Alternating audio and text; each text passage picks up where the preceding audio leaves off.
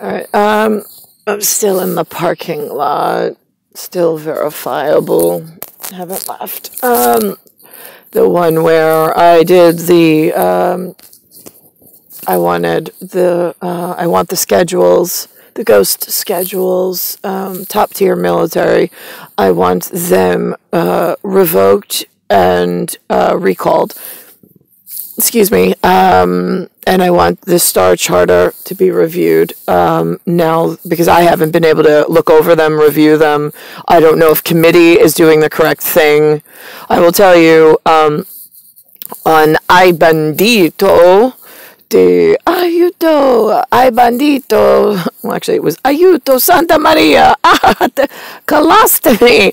Oh my goodness! Right, the sewerage people. Here's the thing. When you say fecal, Fecal, it depends on what ghost house area you're speaking of and what it actually means. Because the F and the E normally is Ironside, and then the Cal could have many different meanings. So you can't just automatically assume what house it belongs to and what somebody was meant by it in order to anger.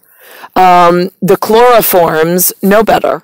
I mean, the cyanide and chloroforms. I mean, chloroform, here's the thing. The Maine, Maine, the state of Maine, when I was taken with apparently Linda and Lou's permission, Judy objected, and Linda and Lou were like, I don't see a big deal in head programming with no soul attached.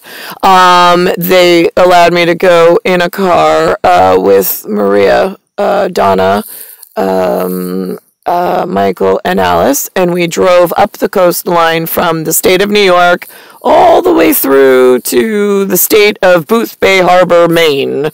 Or at least that's what they called it when we got there. It was really cold. It was during the winter. There was a lot of ice. I think we met like a neighbor or two. I don't remember exactly.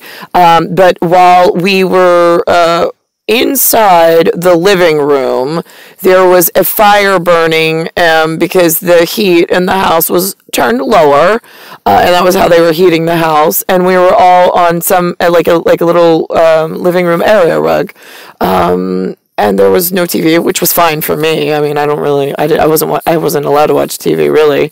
And then we spoke inside that arena. Mike, I don't remember being there for that meeting, nor Alice, but it was the two adopted grandparents that were there, and myself alone. I don't even think Maria and Donna were there. I think they might have been put on pause in Firefly meeting private, in a timeout.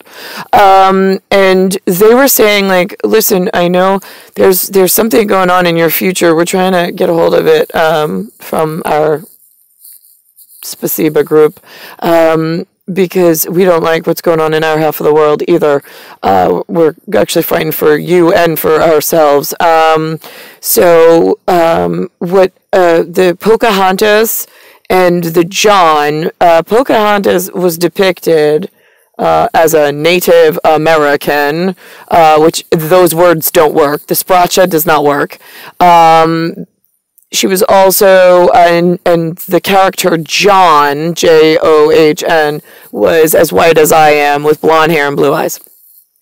So those two characters in a Disney princess format does not work for the Spracha. It was part of the confusing campaign to name everything wrong in the speaker system of one concept and one understanding of certain things that were already pre-programmed and that we're currently breaking.